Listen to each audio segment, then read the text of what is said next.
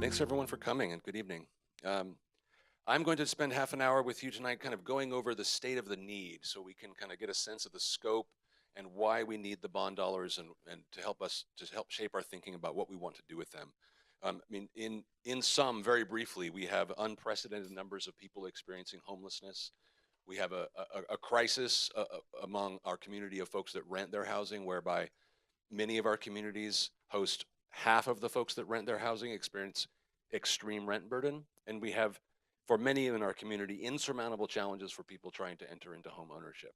So I'm going to break that down in the numbers, but that's broadly speaking what we're looking at. And to kind of give us a sense of the scope, I'm going to go through some data that we have across the spectrum from people experiencing literal homelessness and are living under the bridges or in our parks or in tents, and the interventions that we are engaged in at these various boxes and the things that we need to try to do to address the needs of those folks who don't have secure housing, all the way up to folks in the first-time home buyer market. And so that large blue box, the Metro Housing Bonds, are going to focus on really enriching this spectrum of our response capacity to meet the needs of people who are struggling to secure, stable housing.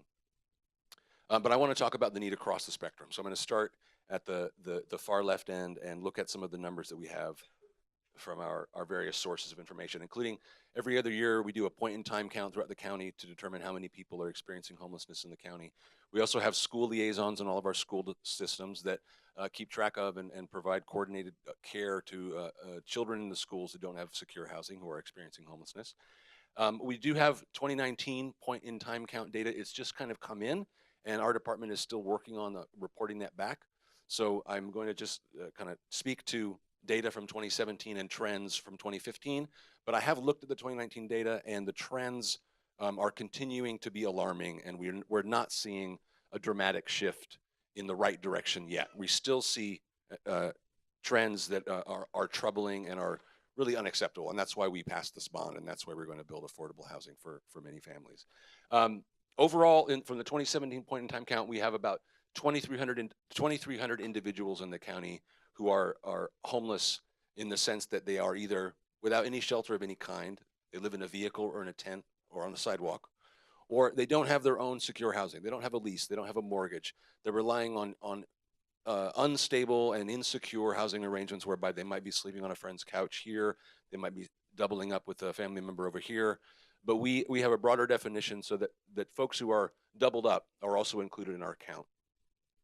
So in our 2017 count, 746 of those 2,300 are unsheltered, right? They have no housing whatsoever, no shelter of any kind, of whom 379 were children, 157 housed in short-term or transitional shelter, almost 1,300 unstably housed, including 910 children.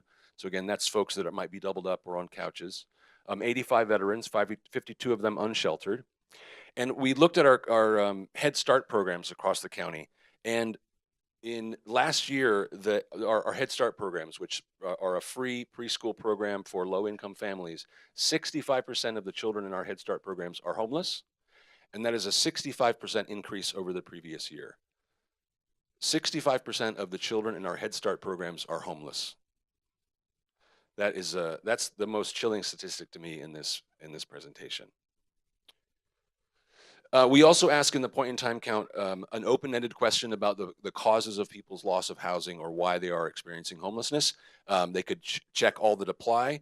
And from this source and other sources, we consistently see that what is driving people's housing insecurity is the economics of the market in our community.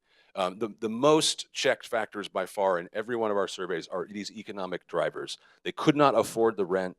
They were unemployed. They experienced an eviction. I mean, the top two, unemployment and inability to afford rent, are by far the most frequently cited factors. So this is telling a story that is confirmed by other sources that we look at, that The main reason there are so many people living in their cars, living outside, living under bridges is because housing is too expensive and wages are not high enough. It's economics that is driving it. When we looked at the trends from 2015 to 2017, we saw a 54% increase in the numbers of the people who are unsheltered, a 35% increase in homeless children, and a 43% increase in people who are considered chronically homeless. And that is people who have been outside without shelter for a year or more, who have experienced 4 or more periods of homelessness in the last 3 years and have a disabling condition. So these are our most vulnerable, the most vulnerable members of our community, and those are folks for whom permanent supportive housing is the best intervention, and that's why we have a focus on that as well right now. And we saw a 15% increase as well in the numbers of veterans experiencing homelessness. In 2016, a survey was conducted by Health, Housing, and Human Services of people experiencing homelessness on the Springwater Corridor Trail. We think about a fifth of the total community of folks who are living there without housing were surveyed, so that's pretty good statistically speaking, this data. We found these kind of key takeaways from that survey. That folks that we talked to and surveyed that were experiencing homelessness in North Clackamas and in that part of Southeast Portland are overwhelmingly from our communities. They're our neighbors. 83% of them had been living in Oregon for 10 years or more. Most were, when I asked them, where were you last housed before you became homeless and lived on the trail? They identified the immediate neighborhood where they were camping as the last place they lived. And they were overwhelmingly chronically houseless individuals. 87% had been outside for more than a year. They were eager to be connected to help, but had no idea how to get it. And that was a really kind of aha moment for us, and it changed the way that we related to that part of our county. 85% had reporting having no caseworker or person that helps them to get into housing. Most, when I asked them, would you like a caseworker or someone to help you get into housing, said yes, over 67%. And the most common reason why they didn't have a caseworker was, what's that? I don't know what that means. How do I get that? I have no idea how to connect to something like that. And so because we learned that, we began on a weekly basis holding service fairs and doing coordinated housing access out in the community at the Clackamas Service Center to reach this community and say, we want to connect you to these services. We want you to have the opportunity to talk to a caseworker. So we have that information led directly to us kind of redeploying our resources in a different way. People are isolated from family. They tend to live with one another in groups for safety and for community.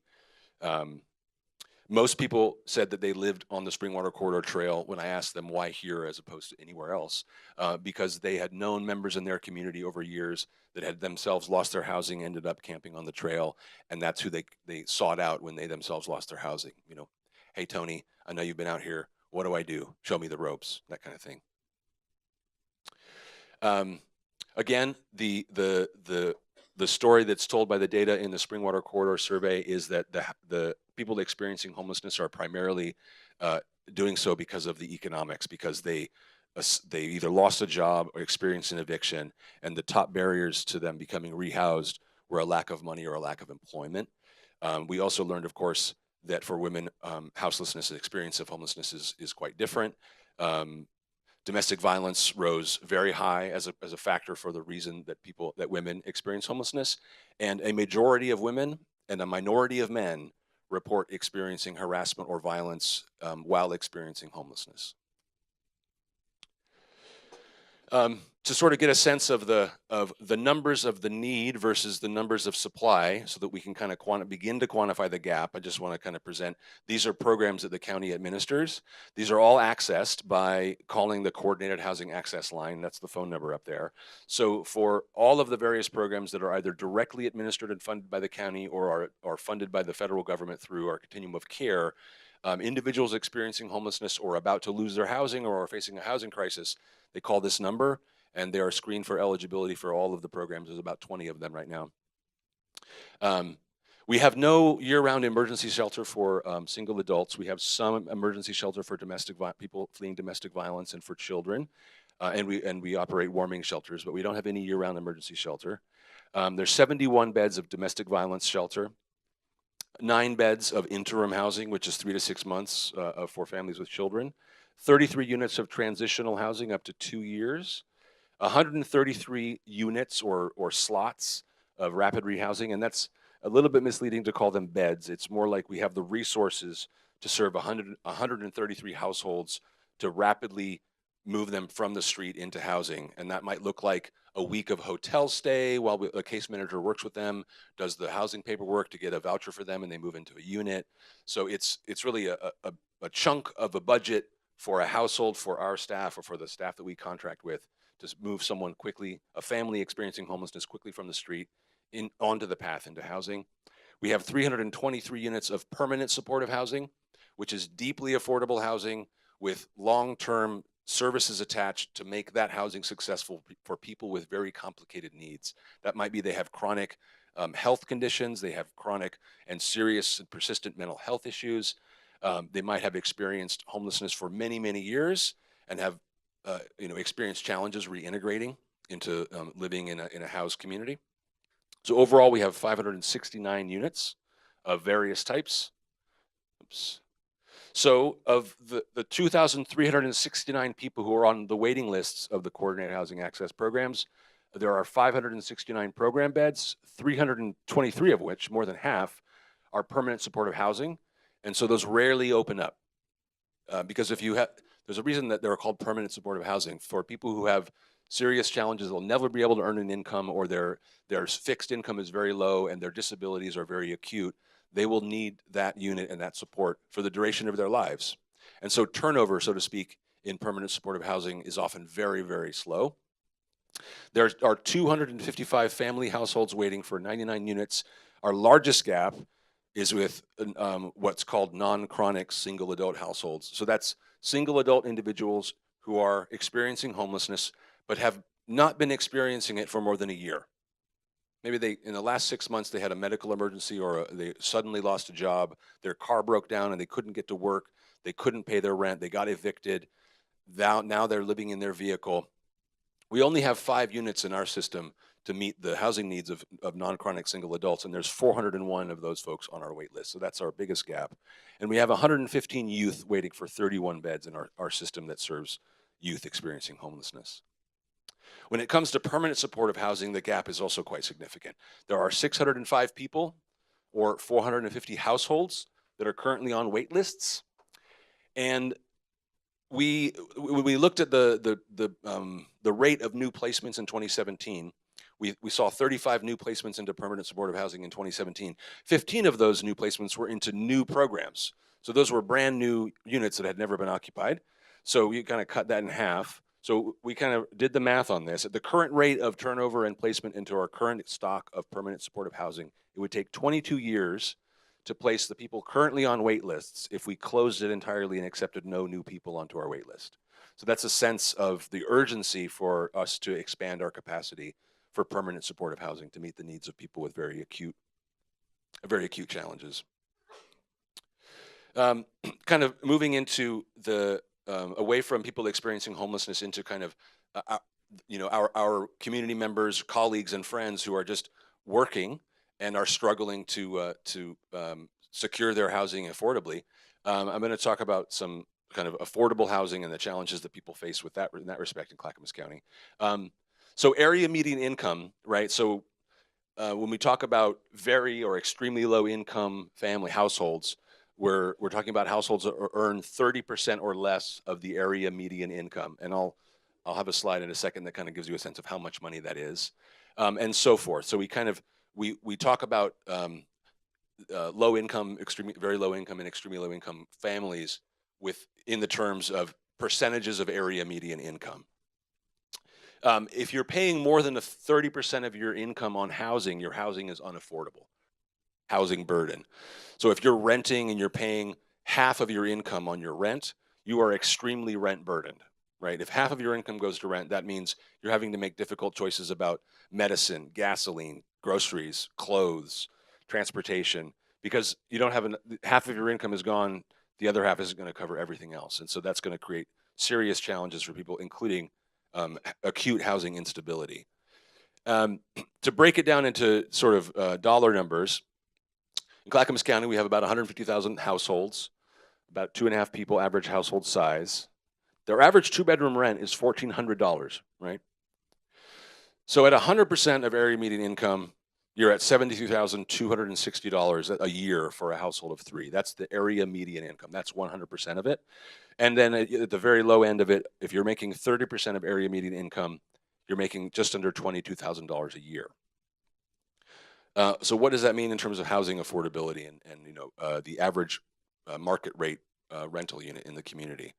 At 80% of area median income, your affordable housing budget per, right? If you break up that much money that you're making a year and you take 30% of it, this is what you can affordably afford for housing. It's $1,320. That's at 80% of area median income.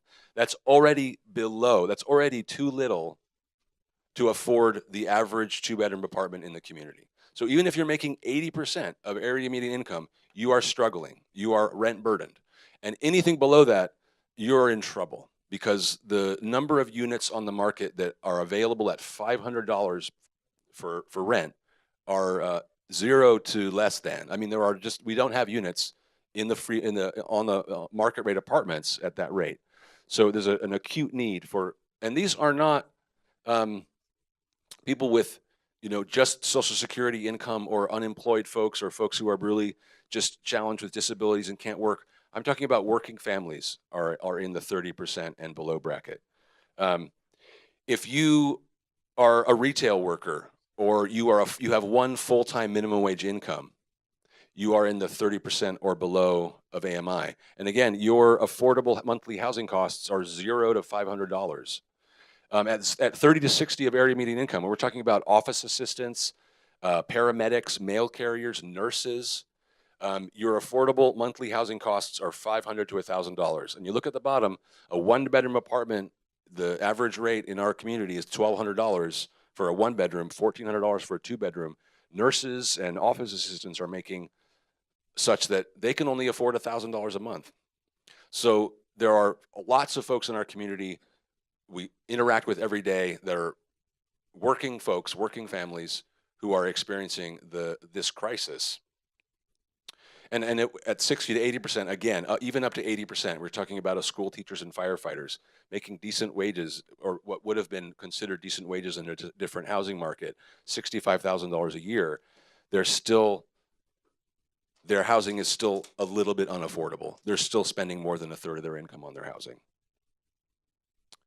When we look at public housing administered by the Housing Authority of Clackamas County, again, to kind of quantify need, we have 545 units of public housing, 420 units of housing with partner nonprofits, and 1,767 housing vouchers that the housing choice vouchers that the Housing Authority administers. In 2017, we opened up the wait list for new applicants. There were 7,892 households that applied. That's nearly 20,000 individual people. I mean, that's households.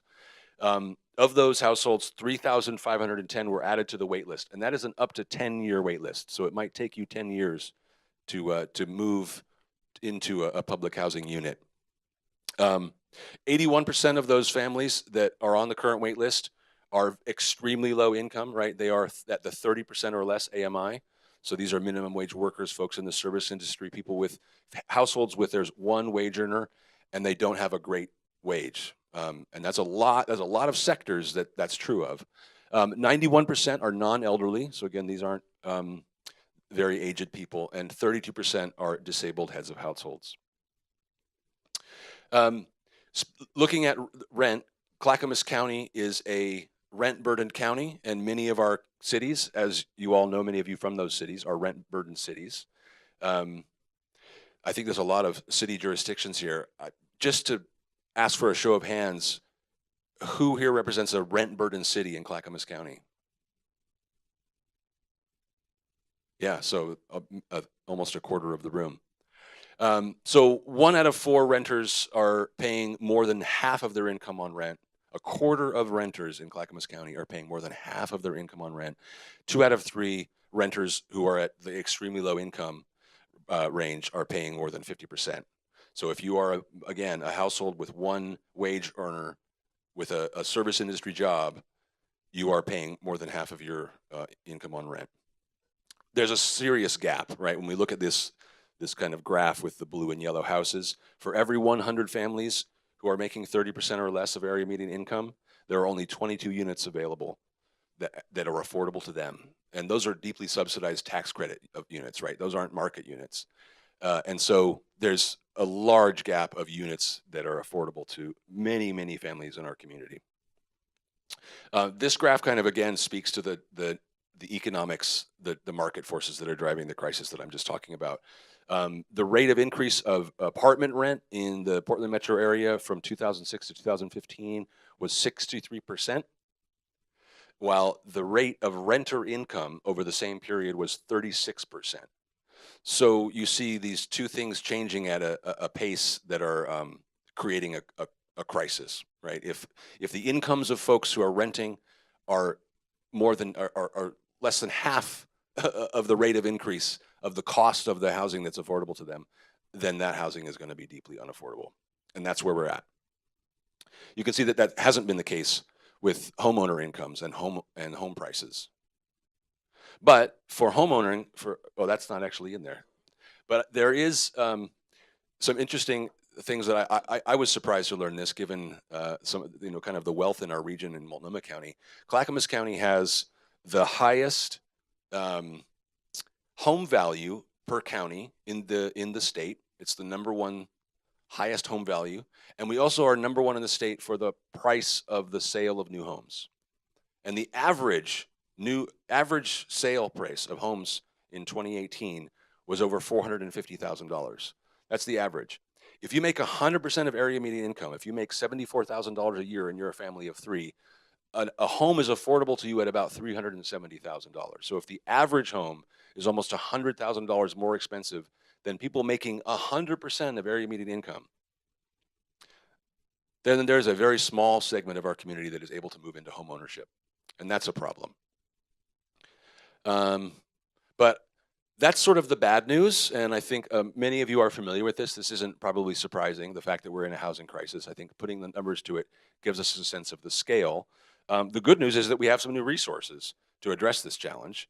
And later, we want to ask you for your input on how we best use these resources, what the needs are in your community. So we're going to kind of do an exercise after a couple of more presentations and ask you to interact with these boards around the room. And Beth Byrne and I will kind of come back and explain a little bit what we wanted you to do with that exercise. But at this point, I'm going to turn to some good news and introduce Stephen McMurtry. And he is going to talk to you about the Metro Affordable Housing Bond. Yes, Chair Bernard.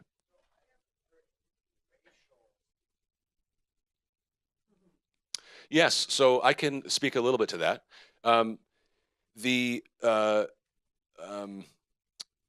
People who identify as Black African American on our in our coordinated housing access system and on our point in time count. Let's just look at the point in time count in 2019 and 2017.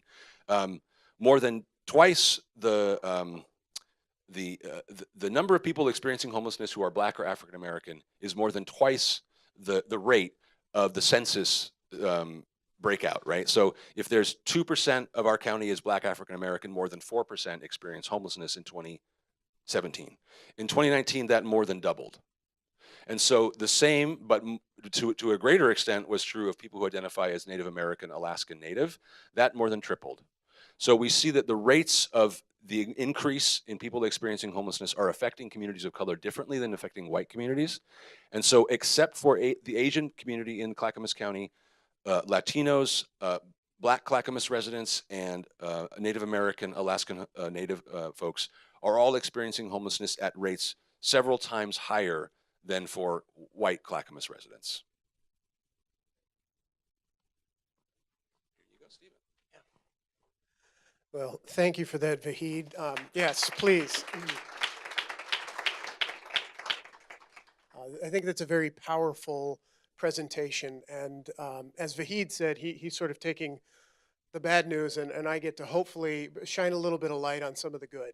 And I just want to say how thrilled I am, one, to be here this evening, and two, to see so many friendly faces in the room, and really, really excited that we're going to have an opportunity to work together in the coming years with the resources that Clackamas County has to start to address the crisis of affordability that we've got going on. So again, I'm Stephen McMurtry. I'm the Director of Housing Development here at the Housing Authority of Clackamas County. and we'll talk a little bit about our Metro Housing Bond and our Clackamas implementation update. So what does this mean for Clackamas County? First off, I want to just see from a show of hands, everybody's familiar that there's a Metro Affordable Housing Bond out there, right? Yeah, okay, yeah. Well, for us, that means that $116.2 million of the $658 million that was generated through Metro and the voter passed bond will be coming to Clackamas County. That will be, we'll be able to use those resources to purchase land that we can build on, construction of new homes, and the purchase and renovation of existing housing to ensure long-term affordability. Wanted to talk a little bit about the implementation timeline. Since we've been working on this since we were getting prepared for it in November of 2018, and we're sort of here at that end of spring, heading into summer. The implementation strategy development using local community engagement, that's part of tonight's process. And Vahid touched on it, and we'll have this interactive process going on a little bit later after our presentations. But we really want to get feedback from those of you in the audience to help us sort of shape some of these thoughts that will go into our local implementation strategy, so we make sure that we are representing the county as a whole. As we move forward, in summer of 2019, we will be putting our local implementation strategy in front of the Board of County Commissioners, as well as with Metro, and working towards approvals. And what we hope to arrive at is in August and September, our final approvals with our county, with the community members, as well as with Metro, and hope to get resources out on the ground here in September or early in the fall. One of the things I think it's a little bit difficult. Most of us who are from Clackamas County, or if you're not, it's sort of, this is a good visual to understand our urban growth boundary. You know, only about 40%, and there are probably others who could get to the exact digit here that I'm not getting to, but only about 40% of our urban growth boundary is bond eligible. And that is the area that's sort of in the blue that you can see there. And our urban growth boundary in the county jumps around. It goes fairly south down into the Wilsonville area, and then kind of hooks out east and picks up Oregon City and follows that sort of 205 corridor, which presents a lot of challenges when we think about an overall housing strategy tied to with the things that Vahid was talking about earlier in areas that are not within the urban growth boundary. But yeah, as you can see, that River Grove, Lake Oswego area, down south and east, the way this is represented right here to Oregon City, and then up into the Happy Valley area. And then it draws that sort of, you know, fairly straight north and south distinction at the edge of Happy Valley, which leaves our communities like Estacada, Sandy, Canby, you know, Malala, all of those out there with still having the same crisis issues that we're seeing in these more urban parts of our county. So I'll be talking a little bit about that a little bit later, but I do think that this is an important slide to just have as representation of where our bond resources will be going. So where will housing be located? It must be, as I mentioned before, within the metro boundaries. Siting will be established in a multi-step process and be incorporated into our local implementation strategy, and we can get into that a little bit more later. We are working with our Board of County Commissioners regarding guiding values that will lead the location process, become a part of our implementation plan. Ongoing input from community outreach events like this are going to help that, as well as we're talking about siting considerations. And that's something I definitely want everyone to be weighing in on this evening, as well as we get around to our boards. We have been talking to our jurisdictional partners about the issues that they're facing in their own communities, asking the questions: have you completed a housing needs assessment? Have you identified populations in your communities that are, at risk? What sort of analysis can you share back with us, so we make sure that we're capturing this as we're moving forward with the bond implementation? And then a big thing that I want to highlight is readiness is really going to play a factor. Look, one of the beauties of being in Clackamas County is that it's sort of one-stop shopping. And some of the other jurisdictions that we have that have received Metro Affordable Housing Bond proceeds, there are multiple jurisdictions, like in Washington County. You might also have Beaverton and Hillsborough that are getting a portion of the bonds. Similarly, in Portland and Gresham, they're sharing that with Portland Housing Bureau, and then Home Forward. Here in Clackamas County, here at the county, we are the ones that you're dealing with on the bonds. So we want to make sure that we can hit the ground running with projects that have taken into consideration their readiness factors. So land availability, appropriate zoning, making sure that you're coming forward with a financing plan, and then weighed against the Clackamas County and Metro framework criteria. So I will be saying, and I have said to many of you in person, I will say again this evening, Metro has published back in February, I believe it was, their framework that details the amount of money that's going to each jurisdiction that's participating in the bond. Please read that and understand, where these resources are going and the metrics that we need to hit. So who will live in this housing? Vahid sort of touched on this earlier. I just want to reemphasize it. I won't go over it again. I mean, when we talk about, my wife is a teacher, and I joked a little bit earlier. I was like, oh, I'm sure she would love to be right there at the 65,000 range. So she's more in that 30 to 60%. We're lucky. We're very fortunate. Many are not. I think sometimes it gets lost that these are the people that we see on a daily basis, and it is a real struggle for them to make ends meet, and this is a real problem. And this is why we're coming forward with an aggressive plan to get resources into our communities. So the goals for Clackamas County. We want to create housing for over 2,500 county residents. At least 40% of the units that we'll be developing will be for those that Vahid was mentioning earlier, extremely low incomes, at 30% or less of area median income. We want to meet the needs of families by making at least 406 units, 2-bedroom or larger. That's a criteria under the Metro Bond Framework as well. And create affordable homes for low-income families earning between 61 and 80% of AMI. Up to 10% of the funding that we have of our $116.2 million will be eligible to serve some of those households. And we're having conversations with some of you in the audience and want to have conversations about what that housing ultimately looks like. And then lastly, our total criteria under the bond is to produce 812 new affordable housing units. And I think it was Chair Bernard asked a little bit of a question earlier about goals related to advancing racial equity. We want to work with our partners that are coming forward with concepts and ideas on establishing minimum participation, reduced screening criteria to make sure that we're creating low barrier access to our housing that's getting developed in the county. We want to focus on marketing strategies that really do that community outreach and talk about those communities of color primarily, and in particular, that have maybe historically been marginalized or have not had the opportunities that we want to see grown over the next several years. And we have commissioned a study to understand the history of racial inequity in housing development. We hope to have that available this summer. And as we get this data that's coming in, not all of it's 100% done. Vahid alluded to earlier, we're still working on our point-in-time count, but we have already started a lot of this data collection work, and we will be sharing it on our county website. And we'll be sharing that information with you later on tonight, because we want to give everybody the opportunity to access that information and be able to use it to bring projects forward that are helping meet this criteria. So some opportunities to consider. There's a lot of talk earlier about permanent supportive housing, and that's something it's a big focus of ours. Citing housing that are in opportunity areas or opportunity communities. Prioritizing community development funds, which I'll be talking about in a minute, for developers working outside the urban growth boundary. So in other words, what are our strategies, again, for those communities that are not going to be served by the bond? Project readiness. Again, we have a checklist that was out on the table earlier. It's also available on our website, or will be shortly.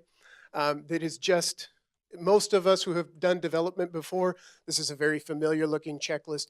Just getting people prepared for the types of criteria that not only we'll be asking for are going to be important for Metro's process as well, but we want to see these funds leveraged with things like low-income housing tax credits, the 4% low-income housing tax credit. And so these are the types of things that our state housing finance agency would ask for as well. So starting to work on putting those lists together will be really important. And then we want to encourage development that can provide relief in rent-burdened communities.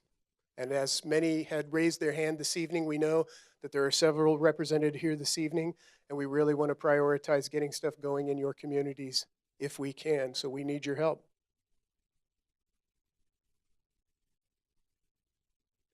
And then another big piece of what we're doing is ensuring inclusive ongoing engagement. So we have contracted with Unite Oregon, a culturally specific partner who's begun outreach in a variety of languages throughout the county. commitments for mobilizations in each of these communities. Madres de Corazon is working to mobilize parents, and Head Start is helping promote in the schools. So we are collecting that data. We're doing that outreach, trying to get a better understanding of the needs at a more micro level now. We know there are needs throughout the county, but we want to really hone in on the communities that are experiencing a lot of significant issues now, and also reaching outside the urban growth boundary and throughout the county and beyond to provide opportunities and get input to provide access for people within these communities. So a little bit about our engagement activities and our timeline. Housing Forum is this evening. And then on May 15th, tomorrow, input from engaged residents through the Clackamas Academy. I think Vahid can talk a little bit more about that if you capture him later on this evening. We have a couple of community meetings hosted by Unite Oregon that are coming up in May and June. And then we also have our Homeless Solutions Coalition meeting dedicated to the bond that's coming up in June as well. And then finally, a little bit later, towards the end of the month, we'll have another Unite Oregon meeting, a community engagement meeting to report on the local implementation strategy. So we're trying to do a tremendous amount of work to meet that timeline that I talked about earlier so we can make sure we get resources out at the end of the summer, early in the fall.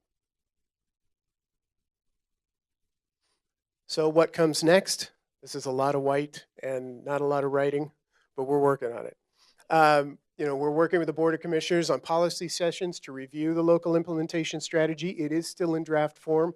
Again, we wanted to wait till we had this meeting this evening so we can help feather in some of the detailed information we'll glean tonight and add that and then be moving forward with our board. In August, that local implementation strategy review will go in front of the Metro Community Oversight Committee. They will then have a chance to weigh in on many parts of that implementation strategy, particularly in and around our racial equity efforts and how we're planning to increase community engagement throughout the length of the bond. And then in September, the Metro Council considers approval of that local implementation strategy. And at that time, we would also be coming in front of our board for final approval as well. Okay, let's talk a little bit about affordable housing resources outside the urban growth boundary. So Clackamas County receives home and CDBG monies, as well as we have what's called a 108 loan program to help for acquisition of affordable housing sites, land, and or existing buildings. We currently have about just under 1.4 million of 2019 fiscal year CDBG funds coming in. They must primarily benefit lower income persons. CDBG, which is a community development block grant program, can be used for rehabilitation of existing housing, infrastructure improvement to support housing development. It can also be used to acquire land, and develop emergency shelters. But community development block grant cannot be used for the construction of new housing. But we have that as a resource.